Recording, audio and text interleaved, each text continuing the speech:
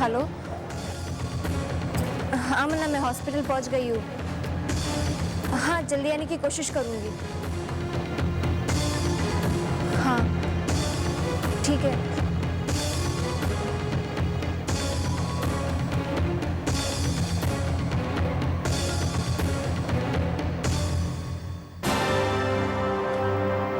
दो पल के लिए हमको ऐसा लगा जैसे डॉक्टर आर्यन के फोन की घंटी बजी है। ठीक है दुर्गा, मैं वैसा ही करूंगा जैसे तुम कह रही।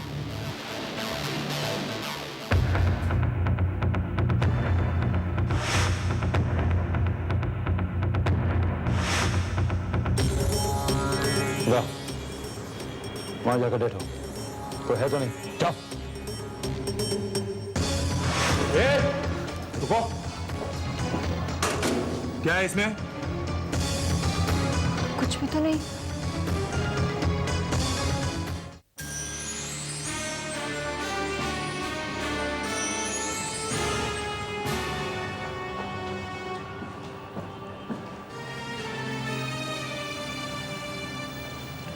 बाहर आ जाओ।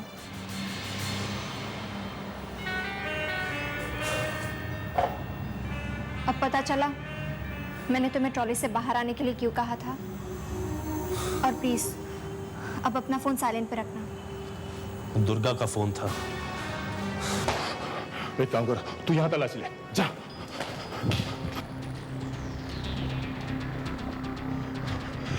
भाई वो वहां भी नहीं है। तो क्या हमरे सर पे खड़े रहोगे? जाके ढूंढो उसे, जाओ। कमाल करते हैं।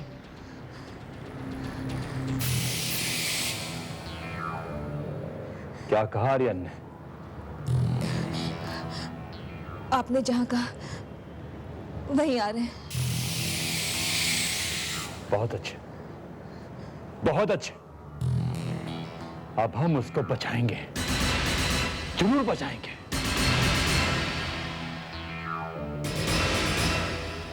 तुम जानते हो ना वो लोग कौन है? मुस्कान, तुम समझने की कोशिश करो।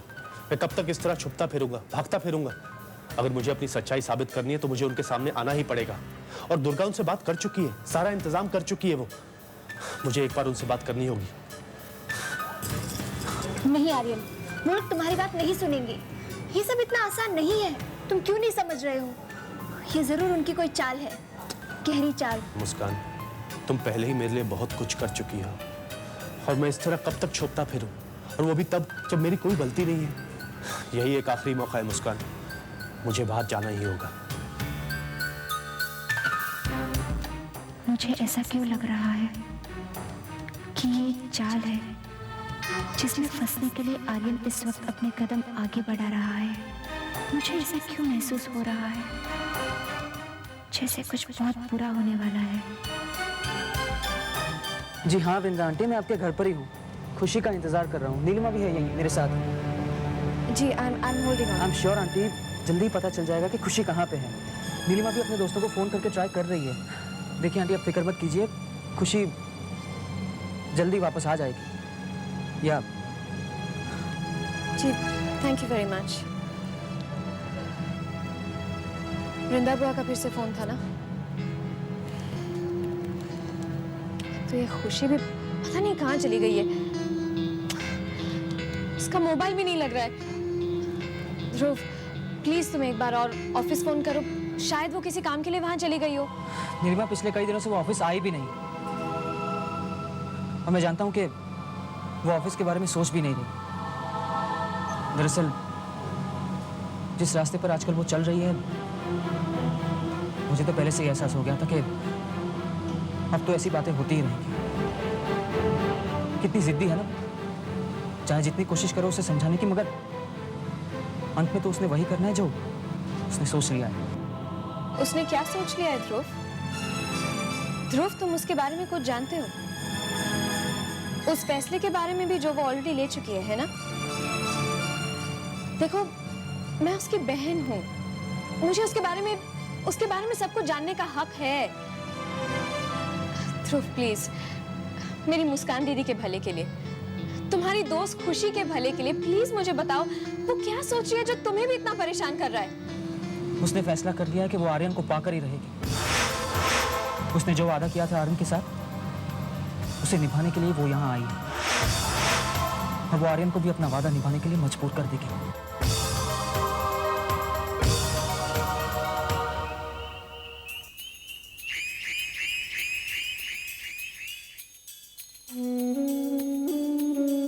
माँ, ये दुर्घटना तबाही और बर्बादी का कितना बड़ा कारण बन सकती है, ये केवल तुम ही जानती हो, अच्छी तरह जानती हो। घटनाएं कितनी तेजी से घट रही हैं, क्या इनकी गति को धीमा नहीं करोगी? यूं ही देखती रहोगी इस विनाश को होते हुए? माँ, इस कहानी को एक नया मोड़ नहीं दोगी?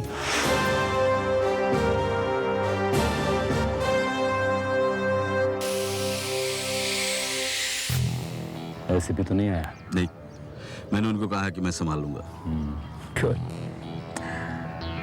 डॉक्टर आर्यन के बाहर आते ही गोली दाग दो। बात की कहानी तो तैयार है ना? बस यही कहना है। जैसे ही आर्यन बाहर आएगा, भागने की कोशिश करेंगे, हम उसे मारने की कोशिश करेंगे। वो हम पर गोलियां चलाएगा, लेकिन ये गोलियां तो किसी भी बेकसूर इंसान को लग सकती है, इसलिए जवाब में हमने भी गोलियां चलाई। त्रिपाठी जी, आर्यन की पत्नी यहाँ।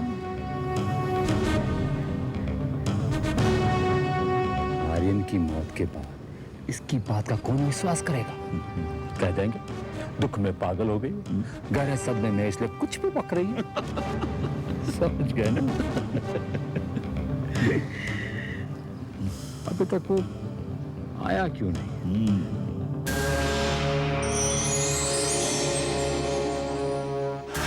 क्या विश्वास और भरोसा मृत्यु के कारण बनेंगे? खुशी तो अपनी रक्षा कर लेगी। क्या ये खतरे के बादल सदा सदा के लिए आर्यन के सर पर मंडराते रहेंगे? मां, ये आर्यन के लिए अच्छा नहीं होगा। आर्यन, आर्यन सब ठीक है। आर्यन, मेरी इंस्पेक्टर सावंत और त्रिपाठी जी से बात हो चुकी है। उन्होंने वादा किया वो तुम्हारी पूरी बात सुनेंगे। आर्यन, प्लीज आ जाओ, बाहर बाहर आ जाओ, हम इन पर भरोसा कर सकते हैं।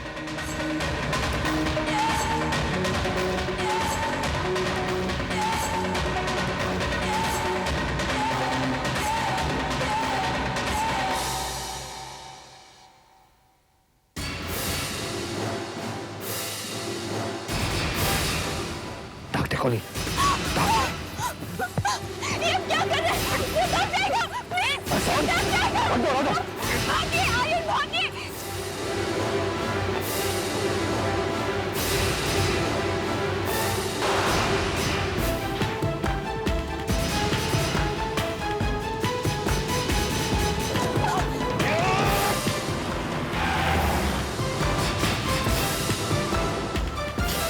आर्यन की रक्षा करो मां, तुम्हें उसकी रक्षा करनी ही होगी।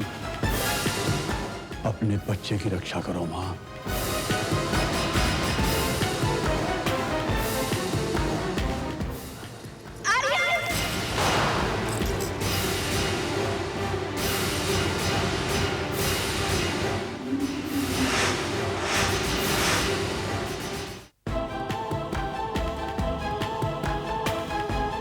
चले जाओ यहाँ से आर्यन। नहीं, मैं तुम्हें इस तरह छोड़ के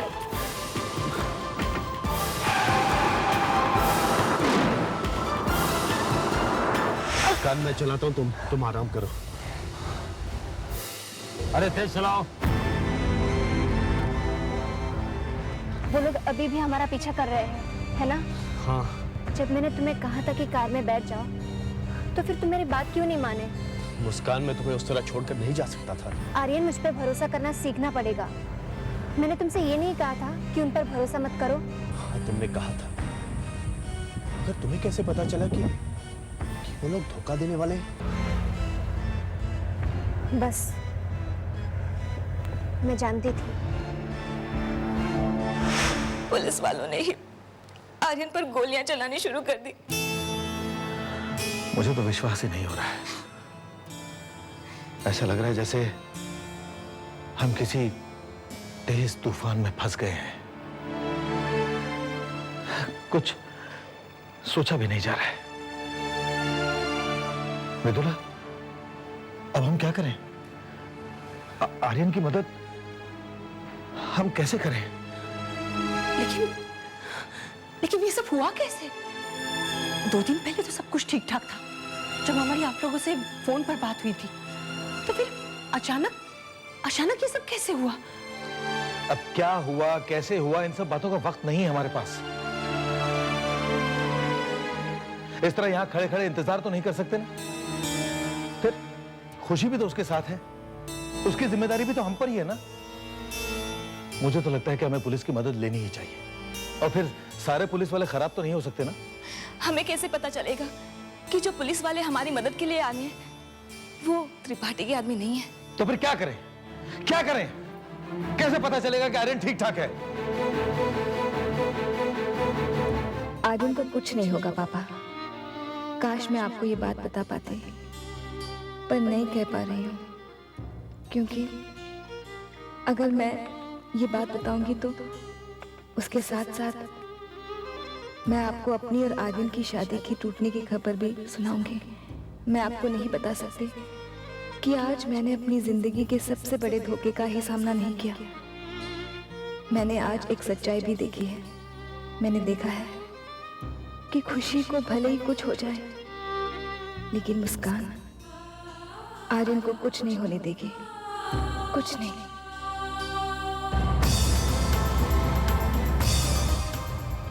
मुस्कान, वो लोग बहुत करीब हैं। मेरे ख्याल 100 मीटर की दूरी पर ही होंगे।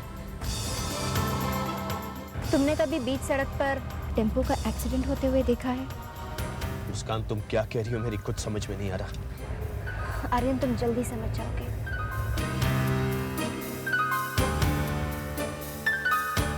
बस पहुंच गए।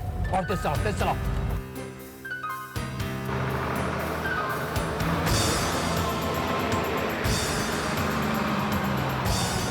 संभालो इसे।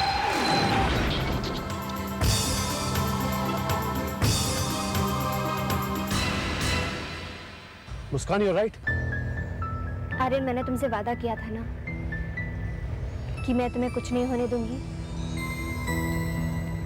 मैंने कहा था ना। देखिए त्रिपाठी जी, हम अपनी तरफ से पूरी कोशिश कर रहे हैं। जी मैं जानता हूं कि आप डॉक्टर आर्यन पर काफी बड़े इल्जाम लगा रहे हैं, लेकिन जब तक इस मामले की पूरी तरह से हम छानबीन न कर लें, मैं कुछ नहीं कहना चाहता। मैं मानता हूं कि उसका इस तरह से भाग जाना उसके खिलाफ मन में शक तो पैदा करता है, लेकिन जब तक हम उसे ढूंढ नहीं लेते हम कुछ नहीं कर सकते। हाँ सावंत, यस सर। कुछ इंफॉर्मेशन मिली? हाँ सर, हॉस्पिटल से आर्यन की तस्वीर मिली है और उसके डिटेल्स। उस लड़की के बारे में कोई कुछ नहीं जानता। हाँ सर, आर्यन की गाड़ी में ही दोनों भागे। उस गाड़ी का नंबर हमारे पास है। Very good. इस गाड़ी का नंबर और डॉक्टर आर्यन की तस्वीर बाकी सभी पुलिस स्टेशन में भेज दो, और शहर से बाहर जाने वाले सभी रास्ते चेक कर लो। हमें जल्द से जल्द, इनफैक्ट आधे घंटे में शहर से बाहर जाना है। सर आपने कहा वैसे ही हो रहा है। सारे हाईवेज पे नाकेबंदी शुरू की है। Very good. सावंत, अब मुझे डॉक्टर आर्यन के घर का एड्रेस दे दो, मुझे वहां जाना पड़ेगा। अगर एसीपी आर्यन के घर जाके पूछताछ करेगा तो आर्यन की पत्नी बता देगी कि पुलिस वालों ने आर्यन पे गोलियां चलाई थी। त्रिपाठी ने बस फंसा देता है। अब मैं क्या करूं? कैसे रोकूं आर्यन की पत्नी को कि वो अपना मुंह न खोले? पता नहीं दुर्गा ठीक है कि नहीं। वो लोग हमारे पीछे पड़ गए तो इसी बहाने दुर्गा को भागने का मौका मिल गया। मगर अब कहीं वो दुर्गा के पीछे न पड़ गए। दुर्गा ठीक है, तुम ड्राइविंग पर कंसंट्रेट करो। याद रखो, हमें यहाँ से जल्द निकलना है। मगर हम यहाँ बैठे बैठे कैसे कह सकते हैं कि दुर्गा ठीक है? आखिर वो गवाह है इस इंसिडेंट की। आर्यन, तुम फिक्र मत करो, वो बिल्कुल ठीक है। एक तो हमारे सेल फोन्स की बैटरी भी लो हो गई है और यहाँ आसपास कोई फोन भी नहीं नजर आ रहा। अरे वो आगे डाइवर्जन पे एक पेट्रोल पंप नजर आ रहा है। वहां से फोन करता हूँ दुर्गा को। देखो आर्यन, दुर्गा ठीक है, लेकिन हम ठीक नहीं है। हमें अगले 10 मिनट के अंदर अंदर इस शहर की सीमा से बाहर निकलना है। हम कोई डाइवर्शंस नहीं ले रहे। अरे इस वक्त वो लोग हम तक पहुंचना चाहते हैं बजाय दुर्गा के।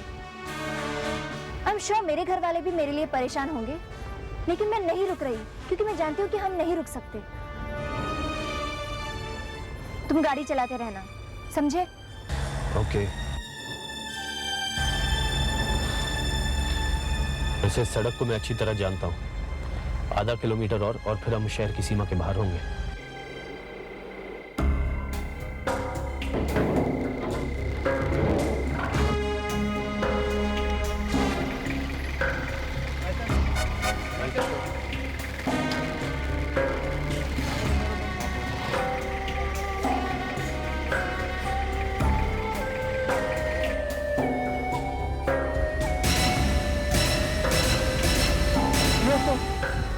अब क्या हुआ मुस्कान?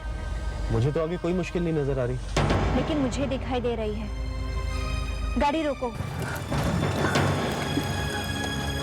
हम गाड़ी यहाँ से आगे नहीं ले जा सकते।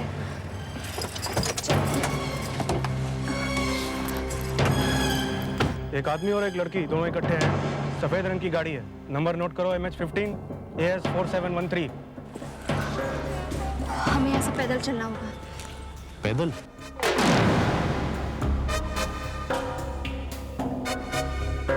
मुस्कान, यहाँ से बचकर निकलना मुश्किल है। हम लोग पैदल हैं, उनकी नजर हम पर पड़ी जाएगी। अगर यहाँ भीड़ होती तो हम उस भीड़ में गुम कर आगे निकल जाते, मगर यहाँ से निकलना नामुमकिन है। कोई ना कोई रास्ता मिल जाएगा, तुम चलते रहो।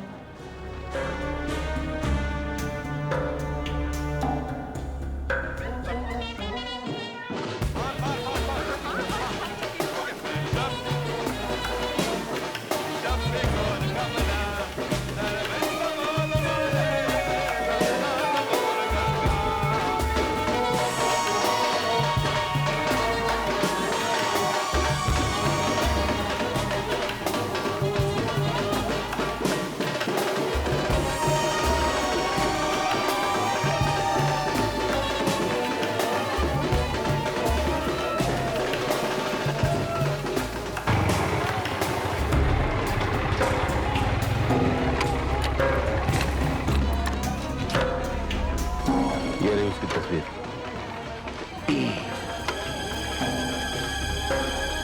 इन्हें चेक क्यों नहीं कर रहे? सर ये तो बाराती है सर। बाराती हो गए तो क्या हुआ? रुको इन्हें। रुको।